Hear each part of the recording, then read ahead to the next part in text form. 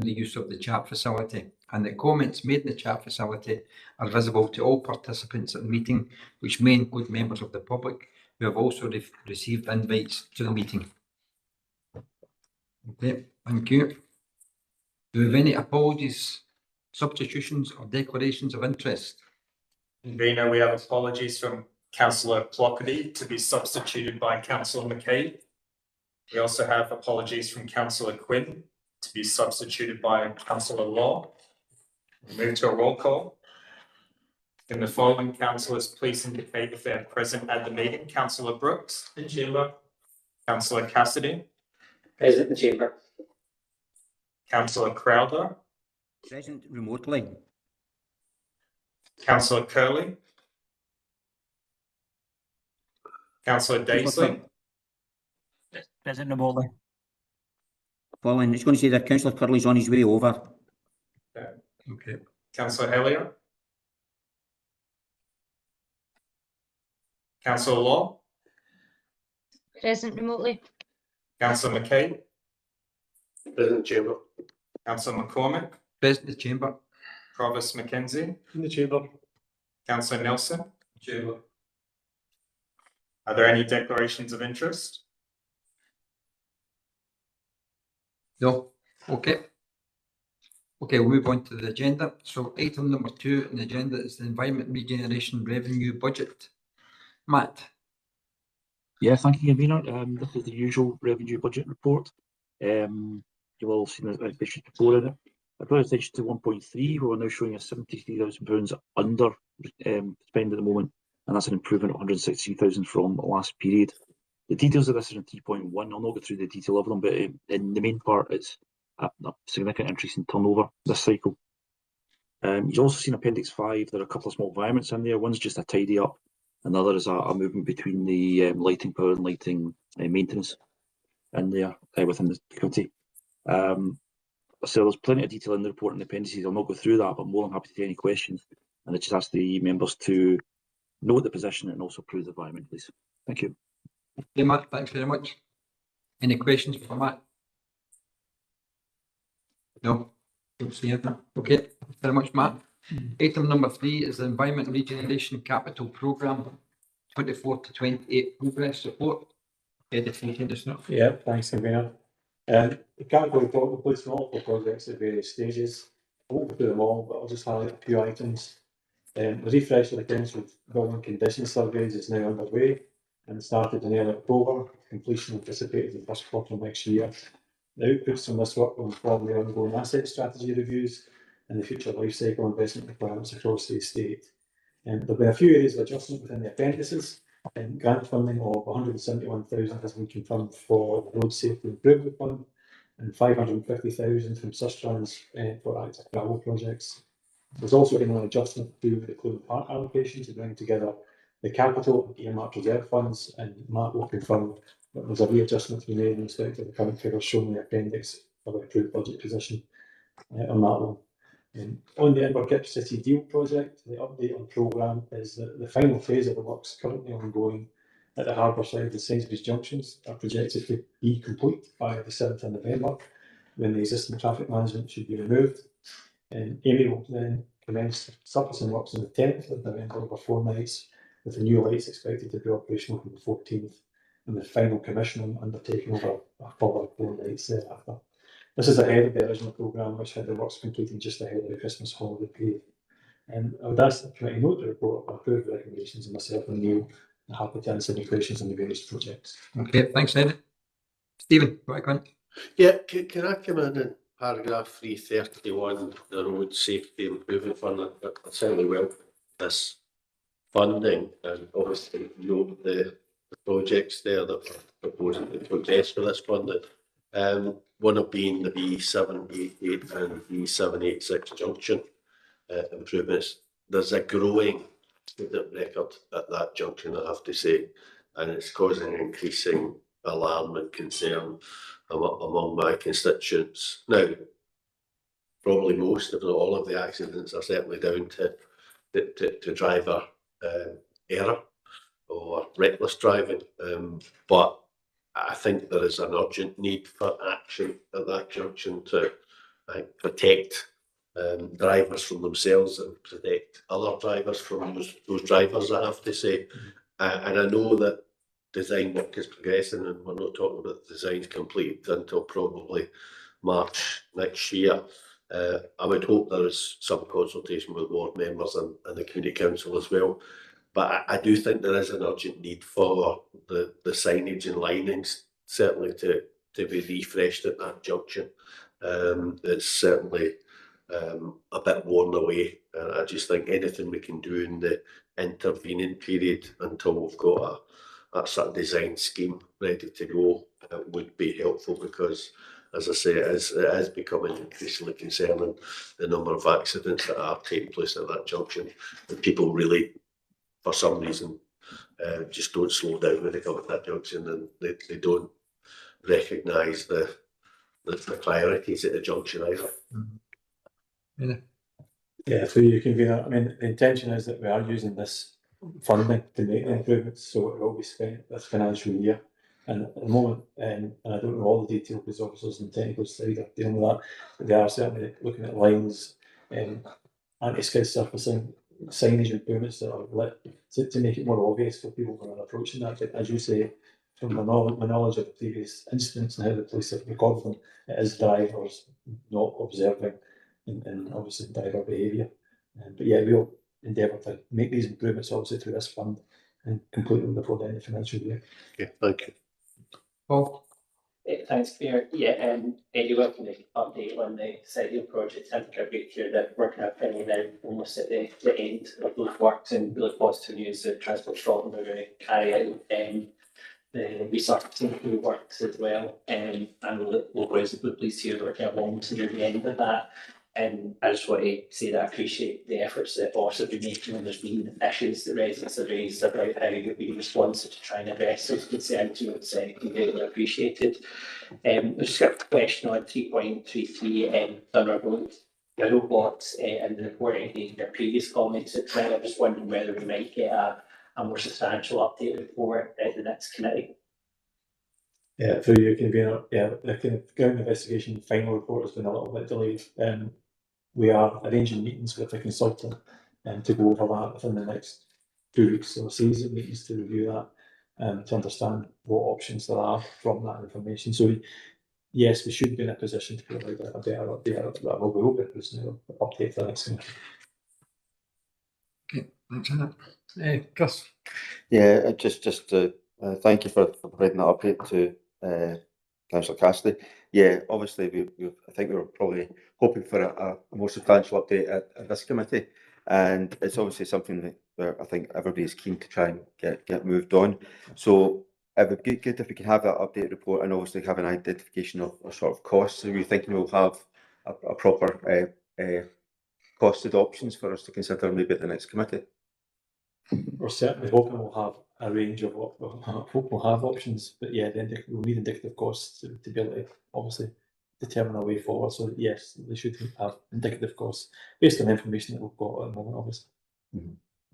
But the point, we shouldn't need any more information to progress the project if we can allocate the required budget. We don't need any additional investigations or any additional pre-works, do we? Until I see the outputs of the report and how the consultants have interpreted that to provide some optioneering there, I can't respond to that fully. So I need to see that report first. Yeah. Okay. John? Thank you, Convener. Under 3.11, it's the Nature Restoration Fund. It mentions there about the wildflower meadow at the former tennis courts at Gourock Park. Now, I understand that the Gourock Park Bowling Club had at one stage made an application to take over the running of the tennis courts. I understand that that never came to fruition. However, just looking at the Nature Restoration Fund, does that include the cost of the removal of the high fencing and also of the tennis court infrastructure, i.e. the nets and the posts? And also, because it's on a kind of hard standing, would that have to be soil put over that to allow a wildflower meadow to take place? On 3.113, that's the mural at the former St Ninian school site. Now, I see that the design and the production of is underway. Does that include the former copper mine? And obviously with the school being in place, where there's reference to that. But I also note that very, very close to it, and I don't know if it extended as far as that, we had the rifle range at Curran Drive, whether that extended as far as that ground, and whether any of the old Drumshanty Park that used to be the home of Guruk Juniors, whether that extended onto the park or not, and whether that could be taken into consideration, or whether it's actually too late for that. On 3.31, let's go through quickly. That's the road safety. It mentions there about the build-outs in the west end of Greenock. Now, it just says singular build-out. I take it that should actually read build-outs. It should be plural, because there is more than one dangerous junction throughout the west end of Greenock. And 3.34, that's the flooding at Westmoreland Road. I welcome the work that's been done on that, and I hope it fully eradicates the flooding between Chester Road and Durham Road. However, having a close look at Appendix 2, I don't see anything that puts a cost against it, and obviously there is a substantial cost. Whether that came under the flooding strategy, future schemes, or is it costed under a different project name? And again, looking at Appendix 2, it may well be that the project class to be changed, and that's the Curran Drive passing places, as it's now a one-way system without any passing places. So that I would take it that the project name on that would have to be changed. And could I just have a quick explanation as to what the community bus fund, does that include the likes of Inverclyde Volunteer Council of Social Services, transport, and also, or likewise, what is the bus transformation fund? Thank you. Right, okay, John. Thanks for I that. can go through them one at a time again if John, necessary. I'm glad I moved my card, John. Convener, I'll start off and try and cover as many areas as I can. So Appreciate the reader report. on the tennis courts question, we need to check with the grounds team exactly what the scope of the work is. But yes, part of the high fencing has already been removed. Part of the issue the bowling club had was that they had to pay rates on that section because it was fully enclosed. So the last storms, we had part of that fence come down, so we took the opportunity to remove the vast majority of that fencing at that time, and that takes away the rates liability as well. Whatever is done ultimately to that piece of ground, it's not something that couldn't be undone fairly easily if there was ever going to be a future scheme to bring it back into use as tennis courts. But to put in welfare there is relatively low impact and easy. I don't think I can answer the St Ninian's question. I'm not sure Neil can either. You want to answer? Thanks. So, just on the St Ninian's work, obviously there's been a phased implementation of the works, and that includes the landscaping works and then the other plant undertaking. In terms of the development of the mural, you've asked a few questions about the stage of development of that and whether there's an opportunity to influence that in some of the technical questions. What I'll do is get back to you and clarify the opportunity to our scope of where that is at the moment. Okay, so I'll pick up again just on the Road Safety Improvement Fund. I'm hoping that the build out is a correct reference because it may be a singular one, but I don't have that level of detail, Councillor, and I will get that from my colleagues. And if I'll update the next capital report, then with a bit more detail if it is. Okay, and on the flooding in the Westmoreland Road project, yes, it is funded from the flooding allocation as indicated in the capital appendix. It's contained within that money. I think, is that everything? Yeah. Okay, John. The bus funds. Oh, the bus funds, sorry. Again, those are ones I will need to take back to officers to understand the detail of what they involve, and I'll endeavour to do that and provide you with an update. Good. Okay, anyone else? Let's see MD online. And we agree recommendations? Great. Okay. Item number 4 is the environment. So would somebody want to come in there? Okay. Okay, item number 4 is Environment and Regeneration Committee Delivery and Improvement Plan Performance Report from 23 to 26. Neil, you want to take us through this? Thanks, Convener. So the report is presenting the Environment and Regeneration Committee Delivery and Improvement Plan, as you said, for 2026. So the plan is set in the usual format for a range of actions and 4 KPIs across the directorate. Quite a broad span of activities being reported on in action on the progress and actions related to that. I won't go into the detail fully of that, but I'll probably highlight paragraph 3.5, highlight some of the completed actions in terms of particularly the conclusion of the economic growth plan, initial engagement, the simplified structure of the task force, held a housing summit earlier on this year, progression in the net zero strategy, and annual delivery plans for roads to be approved by the committee as well. There are a number of slippage items which are also covered in 3.5, including some that are referenced in further reports on this agenda. So I'll leave it there and happily take questions along with Eddie on any particular areas of focus. Okay, no, thank you. Stephen? Can I maybe ask on the new simplified structure of the Inverclyde Task Force? I believe an officers meeting has taken place. Are we getting good engagement from government and its agencies? Absolutely. So the first meeting of the officer round of the simplified task force structure was taking place. There was an element of, because of the new structure, a refresh and different personnel, so explaining and reinforcing the requirement and need for the structure.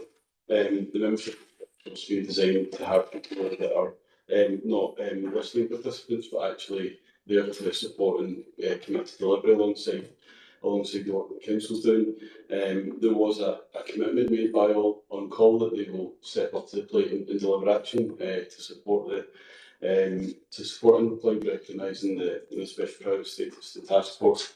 And so we'll see how that progresses in terms of how that manifests itself into action. Okay, thank you. Chris?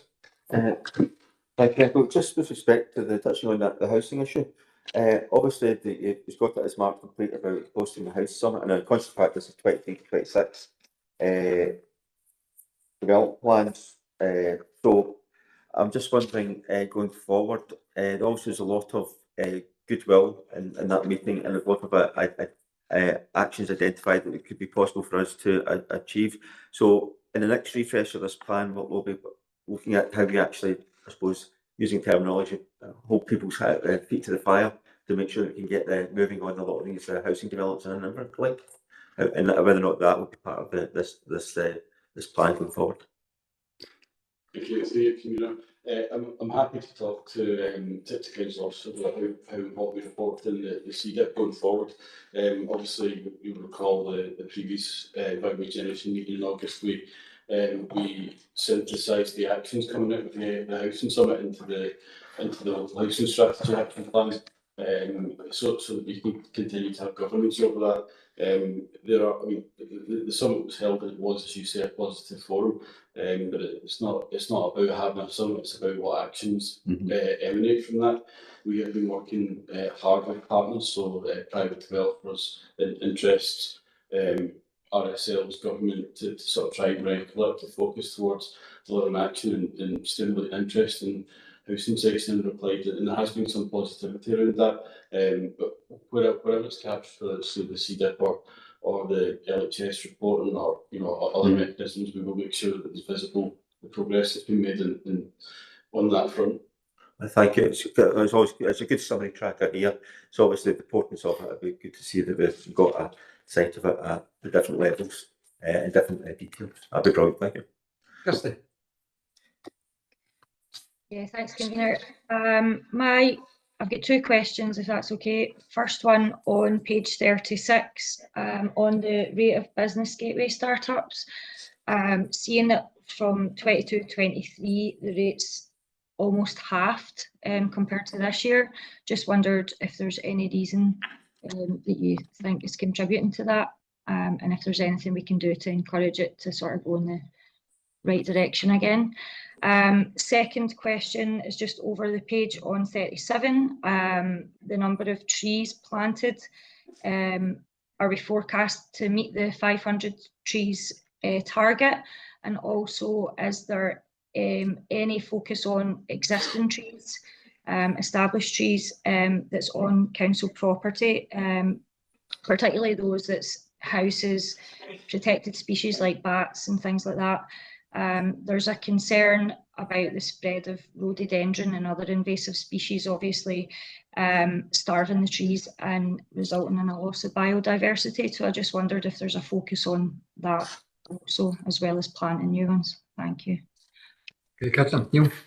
Thank you. So you convener, so in terms of the business development start rate, the metric in there is we've revised over the last year or so, so there has been a change in the methodology both nationally and in terms of the performance of contracts locally around how those are recorded. So in effect, it isn't comparing like with like over the period in the report, so that the trend is inevitably down because of that. However, it's with a view to having more sustainable data around the sustainability of startups. In terms of the support given to businesses, that is a key focus of obviously the economic growth plan that we presented to committee earlier on this year. And it's been a focus of the team. What I would advise is that we've recently had a bit of change in terms of the business development team. We've got a new business development team leader and recruited a new business development officer, such as the current supporting businesses. Those officers have already started making an impact and working with the chamber and working with businesses to get out there and get networking with businesses to understand what they need and want and how we can support them. So that support is there. I would also reference that we're working with the Glasgow City Region team with intelligence around data to support us to understand better what businesses need. So there is action on several fronts to sort of advance that. On the tree metric in the plan, so that we are actually ahead of the curve in terms of what we've planted, and that's largely due to the close planting of 10,000 trees there. And that was clearly because there was significant amount of funding delivered to be able to allow us to do that. The Nature Restoration Fund is approved recently at committee, had other interventions around tree planting, but it's not the same scale because the funding isn't quite the same, but we've got delivery arrangements for that to happen and it is in place. Just in terms of care for existing trees, we do routinely maintain the existing trees that we've got to a proportionate level. So that's done, and that also includes looking at invasive species management and includes looking at protected species. So we wouldn't touch trees that have got bats in them, for example. So that's all part of the routine grounds maintenance aspect of caring for trees. Okay with that, Kirsty, yeah? Yeah, thanks very much, Neil. Okay, John? Thank you, convener. It's just a comment, and if anyone goes through the likes of social media, you will see that one of the biggest bugbears regarding roads is the number of potholes. So looking at the percentage of category 1 and category 2, I see that it is slightly under the target, but within the 5% tolerance. And looking at the actual figures that we have under Appendix 2, where we had 9 pothole reports and 8 were actually repaired within the 24 hours, and under the category 2 we had 106 reported and 95 repaired within 7 days. I do think that paints just as bad a picture as what we have on social media. As I said, it's only just a comment. Yeah, good point, John. Thanks very much. Okay, Graham. Yes, thanks for looking at it. It's a point intentional laws brought up, and I just expand it slightly to ask officers. So the rate of species in that ward in cemetery is a big issue, and there's I'm not an expert, but anecdotally the trees are being damaged by rhododendrons. So what confidence do we have a committee that what we're trying to do? I know we do try and manage them, but are we doing that successfully? Because sometimes you try something and it's unsuccessful. So are we successfully managing rhododendrons and protecting our trees within Great Cemetery? Yeah, thank you. So you can be so I mean, again, just to reiterate what I said, there is a regime of grounds management, and that includes looking at invasive species and manage the impact of that. We're known resources obviously relevant here, and invasive species are sort of something that you can't plan or cater for. You have to kind of react in a way. So it is being done, it is being managed, and that's with care and sensitivity from professionals that are well versed in doing that. In terms of particular update or particular areas that have to take away any particular areas that have been affected, and look at that when back commentary on whether there's any impact or difficulties in achieving success in that manner. Thanks, Maria. Thank you. Okay. Okay. Don't see any more questions. Can we agree, Eric? Great. John, is that a legacy hand you've got up? Yes, it's legacy. Yeah. Okay. Okay. Can we agree recommendations? Yeah. Item number 5 is annual procurement report. Eddie. Yeah, thanks again. The report presents and seeks approval to publish the annual procurement report for 2024-25, which is included as Appendix 1. In terms of some of the key figures, compliance is slightly improved on last year's figures. Local and SME spend is slightly down from the previous year, and I've noted in the report this does tend to fluctuate year to year, and this is in the context of an overall decrease in total procurement spend. The report notes the number of contracts securing community benefits through the Council's social value policy, and also the implementation of the benefit system in March this year, which has enhanced tracking and reporting capability and our ability to ensure delivery against the supplier's commitments. There's also a reference in section 5.2 to the procurement work stream savings target, and a note of what's been achieved to date with further work underway. Thus, the committee approved the recommendations, and myself and David are happy to answer any questions. Okay, thanks very much. Eddie. Any questions for David or Eddie? No? We agree recommendations? Okay, thank you. Sorry, Okay, Michael, can I just? Oh, sorry, I'm sorry, my hand never went up quick enough, sorry. That's okay. Thank you. So I just, on page 68, it's saying about the community benefits outcomes, and there's been 48 delivered. I just wondered if there's any information about how many contracts are subject to this community benefit, and if we're expecting more to come down the line. Okay. David, do you want to come in there? Yes, thanks through you, convener. I can confirm that all contracts for goods and services with spend over 50k would have them included, and 250k for works, and we then mandate that, and that they'll be included within there. And as Eddie alluded to there, we're now using Senefits, which is going to enhance our reporting and visibility of these, and making sure that we're sort of holding the contractors' feet to the fire and ensuring that they're getting delivered time after time. And I think we'll probably be able to do something over the next year in relation to a case study to start demonstrating the impact that system is having, as well as some of the impact that it's having on the community by bringing in the wish list element, which is an additional element to the community benefits that we didn't have, that we now do, which allows the community to ask for things on the back of the council's procurement spend. So there's probably going to be some stuff that we can do comms-wise get into next year to promote that a wee bit more. Thank you. Okay. Right. Thanks, Claire. David, just more of a question on the kind of new community benefits report. We're finding there's been a decent uptake in that from the community. Are we seeing benefits starting to come through that? Yeah, effectively we've been benchmarking with our city region partners on it, and we started quite late, or not quite late, but in comparison to some of the other ones, and we're seeing a really positive uptake, and we've now got quite a lot of wishes through the system, and we're you know, really good engagement from the community, and it's been down to Hugh's team and a cross sort of functional collaborative approach from the council, but we are getting a lot of good positive feedback, and I think, like I say, our intentions to do some case studies in and around this just to sort of demonstrate for the sort of journey that we've been on, but also to demonstrate the impact that it's having within the community now, because we are now starting to see these asks being realised and having a positive impact on the community. So yeah, overall the feedback's been really positive, but we'll continue to monitor that and try and move it forward. Okay, yeah.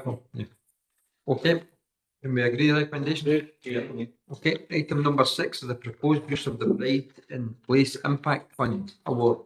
Neil. Thank you, Convener. So the report for you today is presenting proposals for indicative use of £1.5 million funding award that's been allocated for the council to the government's private place impact fund. In terms of the requirements of the programme, the funding is available over the next 2 financial years, and the initial governance requires that the council provides feedback to the UK government by November, indicating at a high level where the funds will be allocated. By February next year, there is the date is not specified. There's an expectation that government will want more detailed but still high level proposals for using funding. So the purpose of the paper today is to present to members the proposal to Office's proposal to utilise the full £1.5 million towards Port Glasgow. And that will allow officers with suitable engagement to develop proposals for how that funding will be utilised. And we'll bring that back to committee. The rationales that have been, this is coming through the Pride in Place considerations of plan for neighbourhoods and Level Up Fund are the same programme, and there's been wider benefit to Inverclyde and other locations, and Port Glasgow seems to be a suitable location for that from an office perspective. In terms of the allocation of funds, what we would seek to do is, as I say, identify projects to utilise that fund, but essentially hope that it would be a pump prior to more significant investment that we would look to see coming from other partners. Namely the reference back to the task force ask for investment in Port Glasgow. And through other funding, such as Scottish Government, we would look to see whether there's any ability to augment this funding with additional funding. I'm happy to take questions on the report at the moment. Obviously, it's quite high level, so what's there is generally speaking the detail that exists at the moment. Neil, thanks. Stephen. Yeah, I certainly welcome this funding from the UK government and welcome officers' recommendation that it should be targeted at Port Glasgow. There is absolutely no truth in the rumour that's simply to keep me happy. It's scurrilous accusations being made by some people unknown. But I think Neil makes an important point. It is crucial that actually we utilise this funding to attract other funding. And ask, and that's why I asked the point about the task force earlier. It is really time for others to stand up and be counted and to recognise that Inverclyde is a priority. And as we recognise through the task force and ourselves, Port Glasgow is a priority within our asks through the task force as well. We've obviously attracted significant funding for Greenock through both the Level Up project, which is now a project of circa £25 million, and obviously the £20 million Towns funds over the next 10 years as well.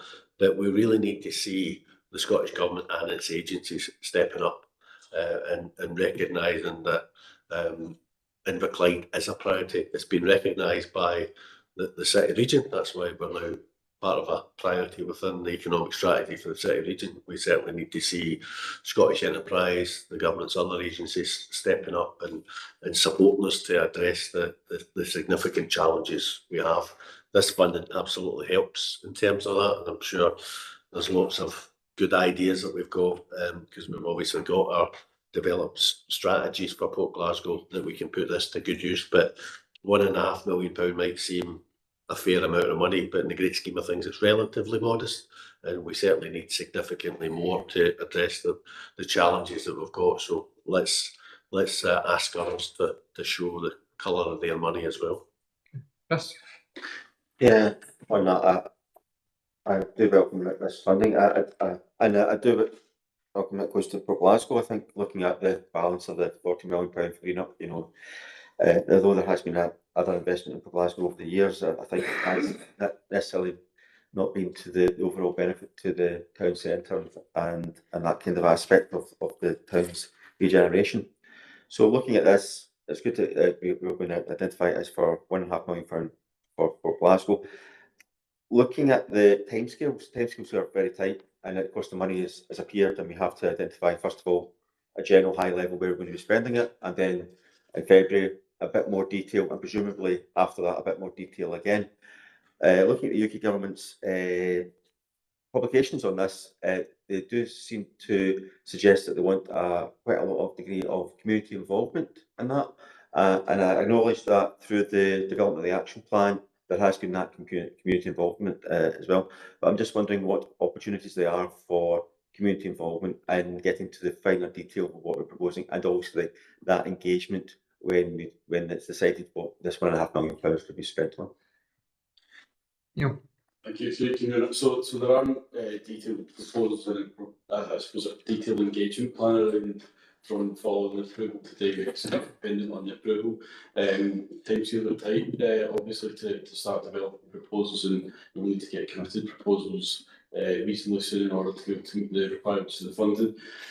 However, engagement is a fairly typical part of awards for funding such as this, so we fully anticipate there to be some level of engagement process on that. So subject to approval, officers will develop a proportionate engagement proposal around how to advance that.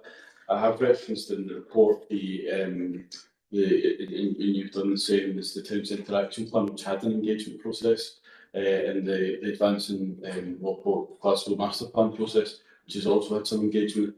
So what we're saying is we're looking to see how that aligns to existing actions that have got consultation behind to support that, see if that offers us a sort of fleet-of-foot position to be able to move to projects. But what we're not committed to is funding that, aligning those direct attacks. I do think we need a bit of engagement process to see whether that alignment's there and what additional things it might like to think of on that. So there will be engagement. It's not defined in this report, it's dependent on approval today. Okay, thank you. True. Thank you, Convener. Yeah, 1.5 million, it's very welcome to come to Port Glasgow. But as the council has said, it's the start for something good. We ask for community involvement here. We do not want to see murals, we don't want to celebrate our heritage. This is going to be money that's spent wisely and really do things for the town centre. And there's never been a better time than now to hit Port Glasgow town centre. The bottom part of Princess Street, bottom part of King Street is ripe for redevelopment. There's so many vacant premises there just now, and we could wipe that out. We could take every premise there and take it, the whole thing, condense the retail space, the retail users that are there, and put them into the existing town centre for the time being. We could use that then for future development, a clear space, and see what comes from there. We could have living accommodation up, we could have new premises underneath. People say retail's dead. Retail's not dead. Retail is changing, and it's the retailers demand a higher quality and more modern facility, and we don't have that in Port Glasgow. The towns, the shops even in Princess Street are now getting on a bit. The ones at the bottom are right now okay. The ones higher up the street are 1960s, and they're beginning to show time that we've got show premises that we own, the council owns within John Root Street and Shore Street, and these premises, a lot of them are not fit for purpose for retail and should be brought back into line. We've now got a chance to do something really positive in Port Glasgow Town Centre, and if we take this 1.5 million and spend it wisely, it will attract other money, because we will have a clear deck and vision of what we need to do there to bring life back into the old town centre, because the retail part's taking people away, and we have this conglomeration of nail bars and fast food outlets and all that, and it's not a healthy town centre just now as far as retail, and it doesn't attract many people into it.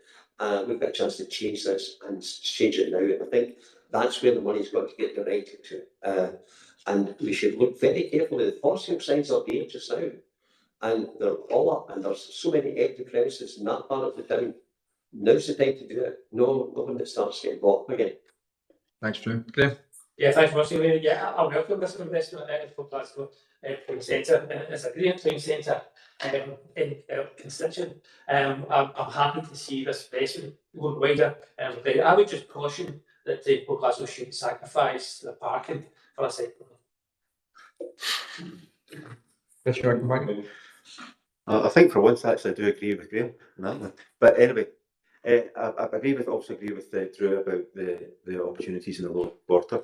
It's obviously something we've had the Lower Quarter Master Plan now. What I was going to come back to officers was, I know they've been basically pulled from this agenda, but I was hoping that we would be able to say, for instance, start that process with respect to the Glasgow Town Centre Regeneration Forum, and because we've got a meeting in December, so we get to see those plans coming towards that, so that you can actually present that to the next Environment Regeneration Committee as well. Yeah, the time is right, and I think certainly there's an opportunity, as you said in the report, to prime the pump and get some other development. And as been mentioned by Councillor McCabe, the original estimate at the Lower Quarter was £25 million, so that's still the level of we'd be liking to see in Glasgow development. Okay, thanks very much. Can we agree? Recommendation? Okay. Item number 7 is an employability update. Neil, yourself again. Thanks through your community. So thanks through your community. So this report is providing a proposal to start a tendering process for an external contracted provision for employability support. The employability services receiving the report is a mixture of officer activity and contracted external support. The details of that set out in the report. The current contractual provisions are due to end in March and effectively in the current financial year, and we're looking to start the process to sort of tender the external provision going forward beyond that, on the basis of 1 year plus one. Obviously there's an illustration of the organisations that are contracted. What we've advised is obviously the start of the tender process is we don't know who will bid for the contracts that are put out there. So that's for illustration only. Probably wouldn't want to speculate about who might want to or what sort of provision we might have going forward beyond that. Any questions? Okay, Neil, thank you. Any questions for Neil? No. Chris, sorry. There's probably more of a high-level observation, and then it's more of a detailed conversation. So high-level observation. There's obviously it deals with employability update, but it doesn't really address the sort of the in-house aspects of employability. Before the meeting, Neil's given us a wee bit of an update, and I've just been counting up. And from what I can see from our in-house employability, we're dealing with 342 individual interventions. So that's quite a substantial amount, and they vary from a lot of different kinds of projects. So it'd be good to have that kind of detail as well, because I think we've seen the details of our external providers, but also we could have a report about our internal as well, because we look at that, that's a significant amount of intervention. The other thing is looking at the sort of the, and I say that's my comment, hopefully officers maybe identify that. Looking at some of the sort of detail within Appendix 1, big page 88, there's a lot of zeros related to some of the items, and so do officers have any concerns with respect to the ability for these the outcomes of these projects to be delivered within the relevant timescales? In particular, I'm looking at lot 4, where percentage on target. There's 5 elements there that are at 0% for target. So I just would like to get some sort of commentary from officers with respect to the ability for us to meet those targets. Neil. So yeah, I think in terms of the paper, it's contained in the paper that will bring back the conclusion of the tendering process to highlight what the outcome of that is and where contractor wants to go. I'm content to provide within that further explanation or detail around what the it isn't all about the external contract provision, it's about a mixed offer of external provision and the wide range of activities that the officers and team support. So I'm content to bring back within that update a fuller update of what the team does. Equally, I think we work in the contract provisions have got monitoring built into them to ensure the performance is met, and the officers part, amongst other things, is facilitating external contract provisions, so they will be checking where or why or the performance against the criteria. So again, I can provide a little bit more of an illustration of that again when I report back on the outcome of this process. Okay, no, that's thank you. Okay. Judy Wickman? Yeah, representing employed local market within the quite significant change in the contract for the rights, and we've had further evolution of the number of available jobs. So members of the board can see that the number of people progressing into employment has fallen and targets not being achieved, recognising that we've lost 1,300 jobs within applied over the lifetime of the task force. Those are jobs which are lost, which would potentially be filled by people who are on these training programs. So, as part of the tender exercise, we're certainly reviewing the targets within the contract in order that it takes a more meaningful look at what the available job market is. There's no point in saying we're going to get 500 people into jobs if 500 jobs don't exist in the first place. Okay. Okay, John, did you want to come in? Did I see your hand up? Yeah, I did have my hand up there, but what it basically was, it was to do with the employability, but it was to expand upon that. But what I will do is to take it up offline. Thank you. Okay, thanks for that, John. So just to go back, I didn't know you're sitting at the corner. In the dodgy seat as well. So just on that, and I take your point with respect to Chief Secretary's point with respect to the changing market, but I was looking forward to our plans for redevelopment of significant areas of Inverclyde and the waterfront, and maybe a wee bit of reindustrialisation surrounding Ennisgreen and surrounding areas. Is there an opportunity for in the next iteration to have a look about future planning to see where these opportunities arise within hopefully new industries, to see if we're getting the skills that would be appropriate for these new industries, so that we're not getting people, we want people to come into the area as well. We also want to make sure that people are also in the area at the moment, have the required skills, etc., to actually take up these jobs as well. Sure. So you can get clearly that's the forefront of the minds going forward. You're aware that we're looking at training school, and that training school will look at both the defence and the renewable sectors. So for manual activities like welding and plating, as well as pipe fitting and things like that. So we are in discussions with West College Scotland about how we can feed that job market and making sure that people get the right skills going forward. We do need investment in curve. I'd also say that Mark McCluskey organised an event in the West College that Councillor Clockerton I attended, and it was surrounding the comments you just made, Chris. It was to make sure that the jobs that are coming down the line, we're going to have the kids coming out of college with the right qualifications for these jobs. Yeah. So I know it's something that's very much at the forefront of the MP's mind as well at the moment. So can we agree recommendations? Very good. Okay, number 8 is the local development plan evidence report. Yeah, Mr. Dunn. Thanks, Convener. So this report's providing an update on progress with the Council's emerging local development plan, and it also seeks approval to amend the timescale for adoption of the local development plan. That's principally on the basis that following committee approval in March this year for submission of an evidence report, which is the first statutory stage of development plans under the new system in Scotland. And we received in July this year a confirmation from government that we had a past the gate check essentially.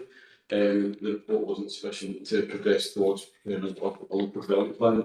The implication of that is that we need to address specific recommendations from Scottish Government and resubmit the evidence report. amended the timescale to do that, and that's about 9 months onto the estimated adoption date of the plan, which is now estimated at March 2027. I would probably highlight, it's worth for context, that the new system in Scotland has created quite a lot of disquiet across the country in terms of probably more than 50% of councils that have advanced evidence reports so far have various gate check processes, and are contemplating that, and it's an issue that we've raised specifically with the Chief Reporter and Chief Planner for Scotland, and it's an issue that we understand is being given attention to nationally. So there's probably plenty within that of detail, but I'll leave it to questions, and I'm happy to take those from members. Any questions for Neil? Steve? Yeah, it's just to get a wee bit more clarity, sort of what's behind that. Is that a sort of lack of guidance in terms of what they're looking for? So specifically, we've been asked to provide a bit more evidence on, in what is evidence on the housing situation, so the housing methodology and why we're proposing what we do. I did express some frustration when we met with the reporters unit that we had a housing summit and we're keen to see housing activity grow, and therefore thwarting us from doing that process. And adding to that, we've got we've got abnormals in the housing market in Inverclyde, so the housing needs and demand assessment doesn't project growth because it's based on population decline.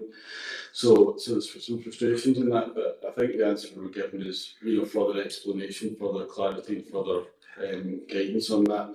There's some components that are related to engagement, so they're asking for further evidence of what activities we're undertaking to support the plan best evidence reports we had. So I don't think it's insurmountable, but there is a package of work.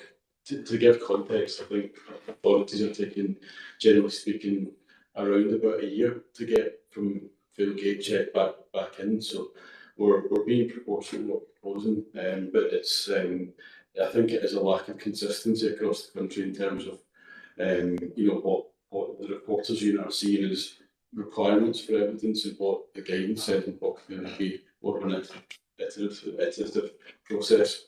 I know the government are thinking about how to make that work.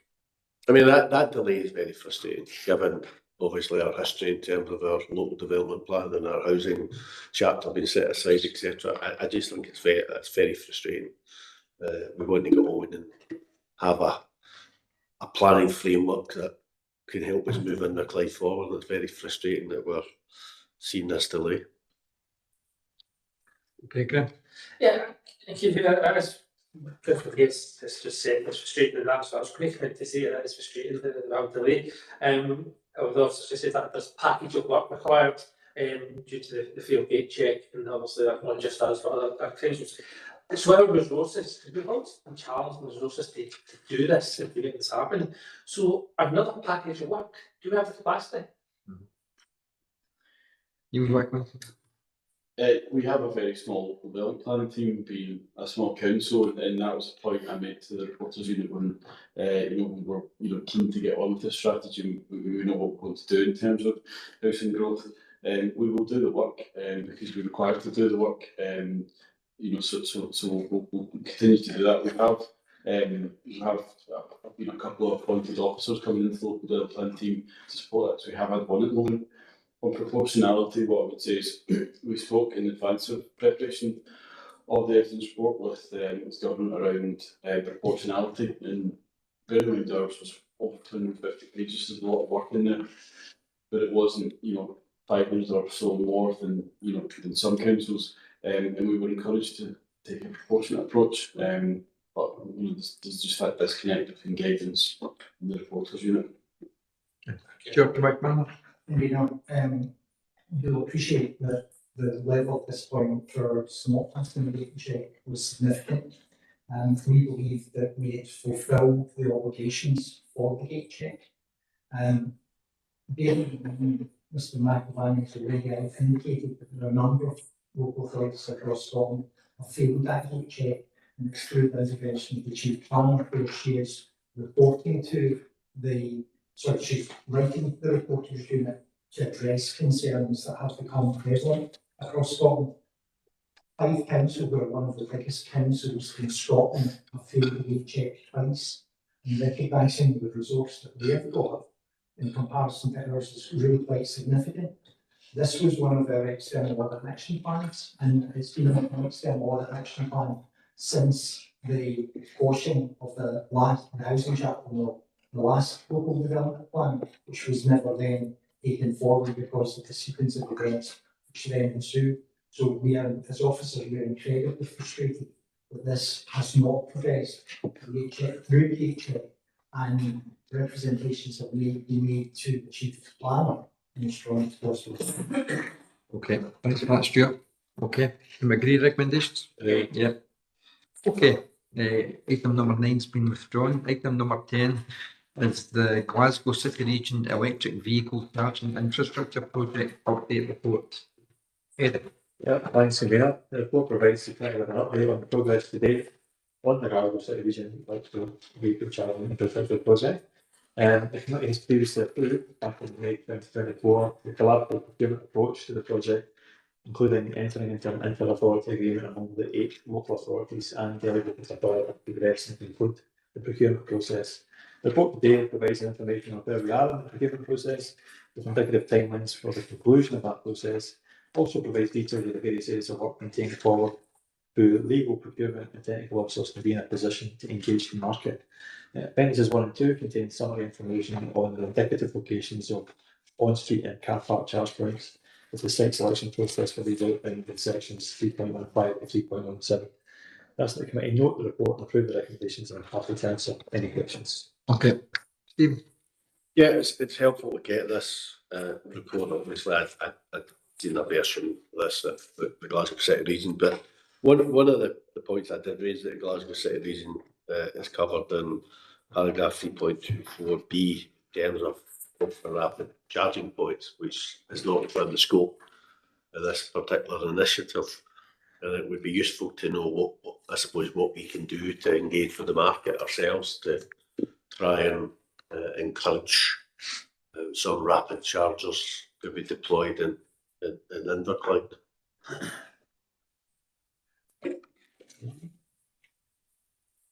Any recommend? Not too many answers on that one, and we've obviously seen a few of these popping up along the kind of Trunk Road corridor. We tend to cherry pick the best locations, so it's a difficult one. And I think the decision behind this was mainly financial in terms of they're very expensive compared to the charge points that we were looking at, which are mainly trickle and 50 kilowatt charge points. So it would have been unaffordable in this kind of concession contract to look at those. It's something we need to take away and have a think about between ourselves as to how we could engage those operators. But again, it's looking at those preferred sites that they want to take, and there's probably a limited number of them in Inverclyde. No, and I'd appreciate that in a sense, but I suppose it would be useful to understand where currently they are located in relation to Inverclyde. We might not have any in Inverclyde, I don't know, but I doubt it. But where are the rapid chargers, and in a sense, how can Inverclyde benefit from those rapid chargers, and potentially could we have sites that are suitable for rapid chargers? Something I'll take away, have a look at and come back. Yeah, everything that's out there should be on. There is a website that's got all locations of all charge points available on it. So if there are charge points out there, it'll go on that website. Okay. John. I'm just looking at the part under revenue share, and we'd question the one of the clusters, or as I would put it, as a cluster, and that's the car park at Cumberland Road in Greenock. We also have the Ravenscraig Action Centre, which is Knockmead Road, and the Ravenscraig Car Park in Greenock, which again is at Knockmead Road. That's three areas that have been identified, and they're within roughly about a 200-metre radius. And we're just wondering if it's possibly too tight a cluster, and if there's any other areas that we could look at that would benefit from the rapid chargers. It's been a fair process to try and get to the identified locations that are on here at the moment. There is a limited number of car parks within the council's ownership, and indeed there's 2 or 3 on here that are not in their ownership, either through lease arrangements or one is a community facility not owned by the council. So that there has been an extensive look across Inverclyde to see what's out there. And yes, there's a few here that probably look as if they're quite close together.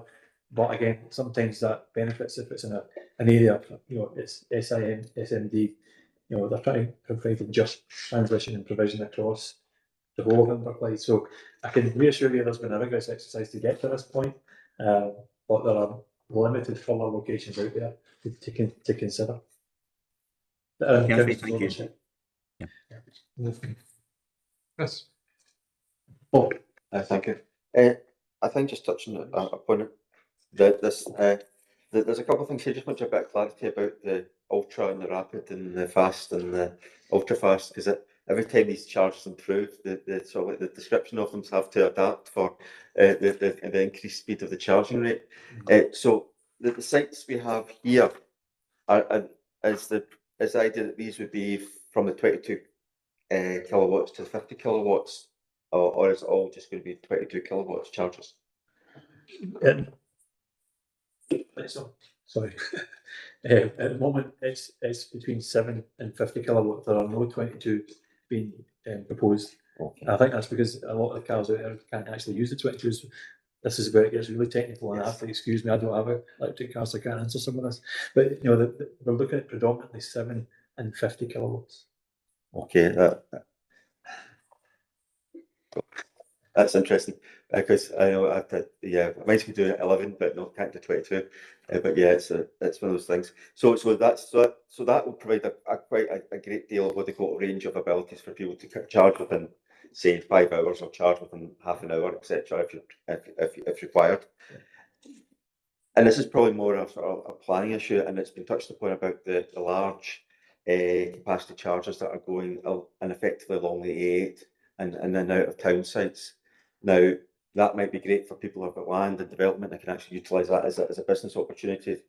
But if you're charging for your car for half an hour, 45 minutes, say, you're effectively in that area. So that's an opportunity for us to get footfall in our town centres. And some of the identified here will do that. But I'm conscious of the fact that this is, as you said, this is land that's in the council ownership. So it's how that we can also look to persuade, I suppose, better work maybe through other means, other sort of planning controls maybe, that the other development would be tending to happen within the town centres as well. So if a private organisation comes up and wants to develop car parking spaces, it has to be in the vicinity of the town centre, so that we have the opportunity to encourage people within our town centres and visitors. Because I know certainly if I'm using my car and charging it, then that is something I do, and it's something you would never do if in a normal petrol car. Just head down the motorway, but you're more sedate, leisurely travelling electric car. Sometimes you spend more money locally, so just to drive that spend into our local towns. Thank you. I just don't get this at all. We have a list of places that we want to put in chargers. Is there, first of all, the question is quite simple: is there an onus or an obligation on local authorities to provide charging points for electric cars? Because there's no onus on us to provide petrol pumps for diesels and petrol cars. And we are seeing this list here, but already we can see the commercial side of it, with Starbucks and Greggs having the drive-thrus and all these charging points there. So why is local authorities even get involved? Is it something that's going to make us money? Is it going to be something that's going to be an investment? Is it going to cost us money? Or do we think we are going to make money from these points? Is it not something we should just wash our hands with and touch? Yeah. So you can be that. I mean, the whole point of this collaboration is that it's attracting funding from Transport Scotland that wouldn't be available otherwise. It's also putting charge points in places that private operators wouldn't look at because they're not viable. So that's where the just transition comes in. So if it isn't approached in this way through local authorities, they won't get these charge points in these locations. They simply won't be commercially viable. So there's a balanced approach here being taken, that they are offering a proportion of good locations if you want to call it that, in terms of etc. But they're also having to roll them out in areas where they wouldn't normally go through private operators. So that's why it's been approached in this way. Paul, you want to come in next? Yeah, thanks. Eddie, you look at the list, and we've got one or two of our community youth centres you on there. We thought that maybe an ideal place for us would be to put more in some of our community facilities, because a number of them that we currently would. Let you, I can speak you in my own ward, there's one that we've got down there saying for imperfect toilets, but look, we wouldn't the Women's Bay Community Centre, Women's Bay Community Centre car park. It's been raised with me by residents down there about, why are we putting something in there, because that's a heavily used car park by the local community. Yeah, so you can be, and it's one that we had on the list, and it came back when Jacobs did the engagement with Spain, has been an expensive one because of the lack of infrastructure we've got in the area. So there's 2 or 3 locations that were taken off the list because they were prohibitively expensive for the electrical connection costs, and that was one of them, unfortunately. We are challenging on that because there should be infrastructure down there, but we can only take what Spain tells us. Okay. Stephen? Yeah, I understand the challenge that the province present, but the reality is here, if we're going to phase out, which is the plan, phase out petrol and diesel cars, then there needs to be a dramatic increase in the number of charging points. Not everybody can have a charging point at their home because they don't have a driveway. There will be part of this initiative will be to encourage on-street chargers in certain locations, etc. But we need to have that dramatic increase. The market isn't going to do it on its own. So that's why the 8 councils in the Glasgow City region are getting together to procure the market to deliver this. And the plan is, we're not spending capital money up front for this. It's the private sector that's coming in and doing it. And we may make money from it. We're not going to lose any money from it. We may make some money. But if you're going to have that dramatic change, I mean, I don't know how many people in here have an electric car, but at some point the reality is that everybody who drives in here is going to have an electric car. And the current infrastructure across the whole city region is absolutely not fit for purpose. And it's certainly not fit for purpose here. So without something dramatic, and this is what this is intended to be, to lift us from there to there, we're never going to be able to see that phase out. So I think it's a very worthwhile initiative, and the reality is that not too far from now, electric cars will be the norm. Okay, McGree, recommendations? Innes, sorry. I think part of my answer may have been answered, but I was going to ask the question, what checks are done at each of these sites that the distribution network will be able to handle the additional power and give like a full charge? Because I know with smart meters, if there's 4 people in a street that are pulling too much, then they'll actually cut down what's going to the charge. Yeah, through there has been engagement with Spain through the consultants, but I mean there are mechanisms being built in within the contract, even because they haven't got to a point where absolutely concluded they can service all these sites. So there may be some that's changed even now. This is halfway point probably in the procurement process. They've done due diligence to a point, but when they get the funds from the market, that next step, then there may be some changes to the list, and we hope they might not, because they obviously have engaged with Spain. But yes, that diligence has been done. So can I ask, the money that's coming from these chargers, does that go straight to the supplier, or does it go through the council? How does that work? It goes to the supplier, the concession provider, and it's referenced in the report here. That contract will have an element of contract management costs to pay for a monitoring team through the Lead Authority there at Glasgow, and then anything beyond that, there's a potential revenue share across the 8 authorities, and that will be dependent on usage of those actual charge points across the authorities. So it is anticipated to be modest, if anything, because we are looking at points that are ranging from good locations to ones that aren't commercially viable. So it's one of those. We'll wait and see what comes out of it. Thank you. Okay, Commissioner McMahon. Yeah, just to come back on, I know it's a long-winded my discussion about the opportunity to try and utilise planning to actually try and drive the development in particular locations that suit us? Is that something that's a possibility, or is that? Yeah, so you can read it. Yeah, I think the segue from the last item, the local development plan that gets into the process where it's writing the policies, will frame up policies across a range of areas. But town centre first principles are well embedded principle within planning, and I think, you know, reflecting what that means, and in our take position, I mean things like facilities that encourage use of town centres are referenced in, you know, in the plan in terms of encouraging those being locations. So it's something that we would like to be looking at in any case, I would say. Okay, thank you. Okay, we agree? Yep. Okay. Item number 11 is a contract awards from the 1st of April 2025 to the 30th of September. Eddie? Thanks, Karina. Report covers the routine 6-monthly contract awards summary with the details of the awards and the period number 25 included with appendices 1 and 2. That's the committee note report approved recommendations. Have a chance for any questions. You happy to know? Good. Good. Yep. Item 12 is the annual assurance statement. Neil? Thanks, Convener. So this is providing the annual assurance statement to the Scottish Housing Regulator on roofing from as the housing authority. It covers homelessness in stock, both of which are referenced in the statement. Nothing further to highlight or mention, but I'm happy to take questions. Okay. Yeah. Yeah, thanks very much. Yeah, I don't see anything that complies in there, so are we confident that the small number of properties we have are compliant, you know, EIC chart, damness, and just the recent stuff on the damness, gas, shoe, etc. You have been ticked off all the appropriate legal requirements for the assurance for compliance.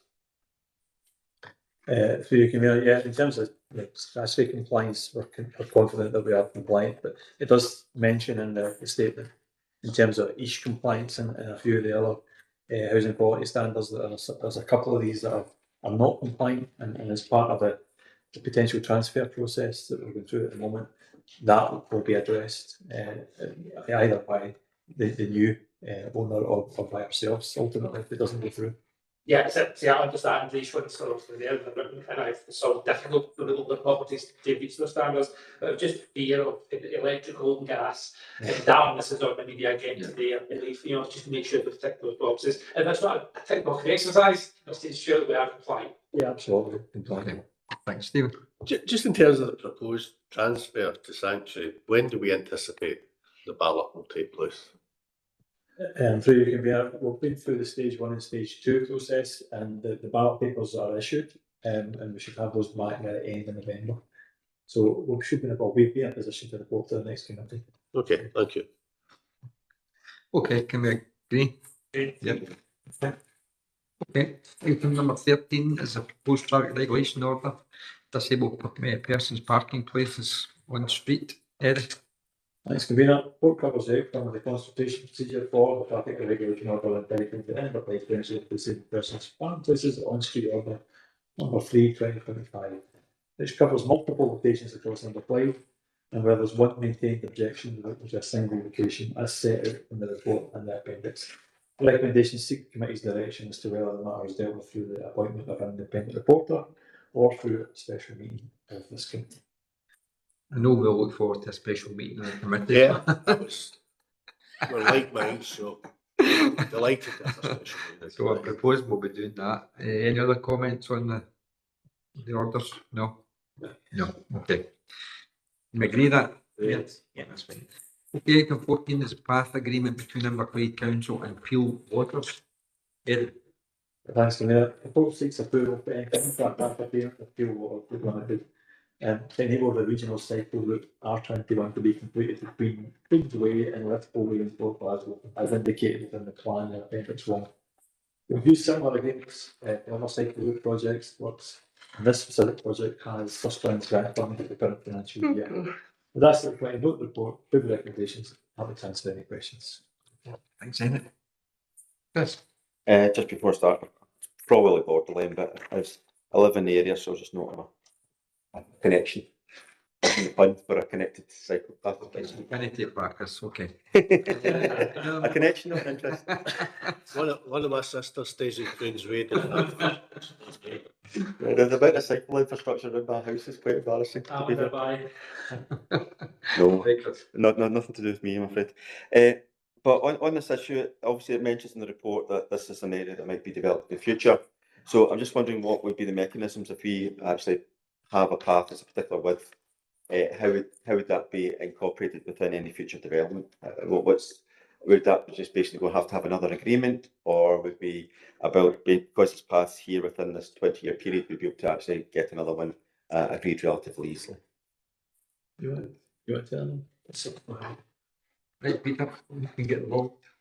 So you can, so the discussion around the agreement today, again, that will incorporate a lift and shift, what we call lift and shift provision. So if there was a need to develop a discussion between the parties about moving the location back, so it wouldn't necessarily be a new agreement, but there would need to be an agreement. Okay, right, that's fair. Okay, can we agree? Yeah, okay, thank you. Okay, item number 15 is the property asset management report, the public side of the report. Edith. Thanks, Mayor. The report has two items. First item relates to the site of a former council early use facility on Ninnock Street, Greenock, which has been vacant since the demolition of the building 25 years ago. And there is interest in the site, as outlined in the report. And as the report also outlines, there are a number of considerations linked to the inalienable common good designation, which will require court consent to any disposal with a public consultation. There's also planning considerations and network rail consents to be considered by any prospective purchaser. The second item deals with the Everglades Centre building on Dalrymple Street, Greenock, which will become surplus in January 2026, linked to a redesign of the homelessness services as outlined within the report. The building itself is not in good condition, and members may recall the emergency works undertaken recently to address issues with the external fabric. It's proposed to demolish the building and obtain the land, which may be considered as part of the ongoing work on the feasibility of fleet network development in the Inverclyde. That's a quick note report with further recommendations. I'm happy to answer questions.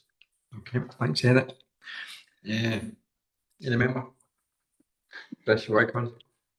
Thank you, Michael. You've been forewarned. Just with regard to this one, no issues about the no issues about the Everglades Centre. Interested to note the proposed use for possible proposed use for a heat transfer thing. So that's quite an unusual and maybe an example of things that would happen in the future. With respect to the Lindock Street site, I do have concerns with regard to selling the site. As it's noted, it is an alien common good, but also acknowledge that it's actually right and proper for us to be brought in front of this committee as well. The site is, I think, very historic for both the foundation and the sort of development of Greenock. It's noted that it actually sits on the edge of the historic quarter, and one of the reasons the historic quarter here is effectively because of this site. This was the site of the former Wester Greenock Castle. It was the site of the townhouse and a subsequent restoration mansion. The remains of that sort of development can be still seen on the boundaries of the site today, and certainly in some of the sort of the training works, retaining walls are actually visible from Terrace Road. It also ties into the Well Park, because the Well Park wouldn't be here if it wasn't for this particular site. As the Well Park, but the rationale is it's actually the Castle Gardens originally was the purpose of the Well Park. It also ties into Sir John's Brae, which is a path that's going to become possibly part of the active travel network, but it's also a historic path that links. The purpose of it was to link this area to the town centre below. So I think it is an important aspect of the history of Greenock, and obviously development of the wider Inverclyde. So certainly I would not be looking to go forward with a sale of the land, because I think losing this particular ability for doing so development of this land in the future would be a loss. And I think it's fair to say we have lost quite a lot in respect to the history of Greenock around this area. Relatively recently, we've obviously lost the Baron Bailey house at the bottom of the hill that was demolished in the 1950s. We've lost another aspect, so I think it's an important part. There's maybe not much on the ground. If you noticed, there was a previous single-storey nursery building there, built probably in the 50s or 60s. But I think probably quite a lot of history is probably still on site, and it would be a good opportunity for us if we're looking at how we develop the offer to tourism and for our heritage offer to people wanting to visit the town. I think this is a great example of something that's maybe part of our history that's just in plain sight, which maybe we don't pay as much attention to as we possibly could. Nice on the centre, sort of. You want to come in London Street? Yeah, I regularly park in Lower London Street, as I am today, because there's a 3-hour restriction. See, getting up and down those stairs, they're a killer. I mean, I have some sympathy with Councillor Curley, but the site's a complete eyesore. Yep. It's a mess. We've got vehicles illegally, well, not illegally because it's not a crime. They're parked on our land without our permission, presumably, because there's a gate and whatever. The whole area is overgrown. The whole embankment and terrace road round in Giscard Street requires somewhere in the region of circa £3 million probably spent to redevelop it, to be perfectly honest. So I don't know what a priority in terms of excavating the remains of a castle and turn it into a tourist attraction, where that's going to feature in priorities. Basics like fixing the stairs, painting the railings, etc., etc. There's and resurfacing the path. There's bollards or plastic panels that have been up there for ages, for longer than I can remember. The whole lots of the parts of the embankment are overgrown and things like that. So I think that's more of a priority than what you're talking about. I think it would be useful to at least test the market in terms of the site and see what interest and see what potential receipt could be received from it. I wouldn't suspect it would be a very big receipt, I have to say, but we simply can't ignore that site for much longer, because it is a detrimental impact on the amenity of that part of the town. But the whole area is in very poor state of repair. There's no doubt about it. I think in the past there's clearly, I think there's been environmental projects carried out there, etc. In terms of that, there's maybe been employability projects we've used in the past to do it.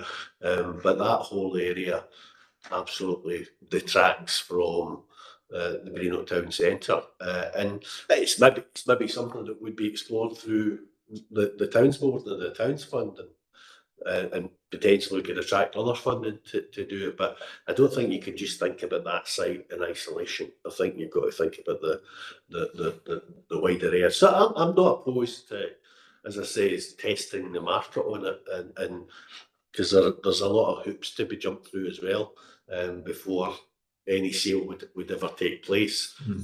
And interestingly, potentially going through the planning process might require an investigation of the types of issues that you've highlighted, Chris. It might be part of any planning consideration as to what was previously on that site. Does it have historical value, etc.? And clearly the issues around the tunnel will feature in any sort of deliberations around what can be built on the site. So I'm not opposed to at least going forward and exploring it. But as I say, if we'd have spare £2 million, you could certainly be spending it in that area, bringing it up to a far higher standard than it currently is. And it detracts from the Well Park, because the Well Park's in a reasonably good condition, but that certainly detracts from the Well Park. And Eddie, could it be advertised if we were advertising it for lease or sale? Yeah, it could be. Just at the moment we just want to put it for sale. It could be for lease or for sale. Chris? I just touching upon some points maybe, Stephen. I think you have to, the whole area has to be things in its entirety, and I agree with your point about I did touch upon about the Sir John Spray as well. That's got a lot of the sort of like the architectural components that would make a big difference to as it is an area. If you look, if you're down the site of knowing the range of the gas lights and all that sort of stuff is all still there in the railings, and the opportunities to sort of link the whole thing together. But I'm not averse to something being done in the opportunity to lease it. What I'm averse is actually sort of selling the site off. So if there's an opportunity to go out to see if somebody wishes to lease the site, then as well as as well as purchase, I think there'd be a good opportunity. I do think there will be quite a lot of I don't know what the terminology is, residuals within the ground with respect to any possible sort of planning, and I do see. I don't recognise the 3 million, but I do think if we can actually have an option to clean the site up and do something, there's maybe another opportunity for somebody, another community organisation to come in and actually look at what they can actually progress to do some work there. But I do think I would really losing control of this site. I think even though it's got its current condition, I think would be detrimental to our future offer in Inverclyde. Just to clarify, my layman's estimate of £3 million is for the whole of Terrace Road right into Cathcart Street, the Roman Embankment, and basically redoing that it cost a substantial amount of money. I think that one of the problems is, you don't want to be for someone, well, nobody is probably looking at this in 10 years' time, and it's even more overgrown than it is now. It's been lying vacant, empty, in a mess for as long as I can remember. It'd be good to see something done. Graham? Yeah, thanks. So I'm happy to hear that conversation of the motion for a decision. And it's appendix 2, it's the Everdesign Centre. So obviously we're going to bring it down if the solicitor agrees, and I'm more than happy to bring it down for the site to be sold. What are for the site to progress as process? But as a key site, obviously it's right on the main road, it's adjacent to obviously the development that's going to be there. What is the plan to do with it until we decide? I know the legal buying problem, I think we're going to see that and just maintain it as appropriate, and maintain as appropriate as well as a controversial place. Yeah, so you can be, I think it mentions in it that we tend to see it, so we do recognise it's quite a visible site. So yes, it would have to be left in a similar condition as we left the Babylon site when we took that down. Thanks very much. That's to be out. Okay. Can I propose that we go ahead and market the site for lease or sale and test the market and see what comes back? And, John, sorry, I've never seen you. John. Yeah, I've still got my hand up there. Just looking at the area of the site, it doesn't take in any part of the embankment. Therefore, we would still be hit with costs if we were to dress up the embankment. What I'm more concerned about is that one, it's I don't think it's been on our local development plan for anything in that area. Would the likes of parking and storage of vehicles be acceptable? You are correct that there are currently 3 vehicles on the site at present. The other part as well is that because it's common good, we would have to go through the courts. Again, there'd be expenses involved there. We would then have to go through planning because it'd be a change of use. And also there'd be neighbourhood notifications. And if we look very, very closely at there, we'll see that there's a nursing home. Would that be acceptable? Because there's a nursing home close by with extra vehicles going back and forward. Councillor, what do you call it, Curley had put forward a very, very good case there that we should actually retain that land within the council and not to sell it. And I think that was put forward as an amendment. I'm not too sure. If it is, I would support that amendment. Okay, thanks, John. Okay, anybody else want to come in? No. Okay. Just to respond to the sort of issues around planning, that's for a separate process. And we need to be mindful when we're sitting here as members of the planning board, and quite a lot of us are members of the planning board. That's for a separate process. This is about, we've got a site here that's clearly surplus to requirements at this point in time in the council. There's an interest in it. Do we test the market? And I don't think testing the market precludes Chris's suggestion that we look at the site. I think it gives us more information to then consider what we do with the site. Yeah. I'd happily go along with that. Yeah, Neil, sorry. I suppose just to confirm that position from a planning point of view, is a separate process, and it would be for any development plan, anyone's interested in pushing forward development to come and explore that process independent of the sale or acquisition. Okay. That's fine. Yeah, I think your suggestion about putting for lease, I'm happy with that, because I think, as a general rule, but I think from a point of view of our group, we're very reticent about selling land, so eventually to see if there's any opportunities for a short-term use of the land. Let's encourage about at the long term. There's plans for a significant amount of work around this area, so it'd be good to actually, I think we should consider all options, and I think some sort of regeneration of it, taking account its historical significance, is where I'm at the moment. Okay, so we're going to vote on it. No, I think Chris is with the addition of. I'm holding my fire at the moment. Yeah, okay. So it'll be for sale or lease. Yeah, and we'll explore the market. Yeah. Right. Okay. Can we all agree on that? Yes. Yeah. Okay. Okay.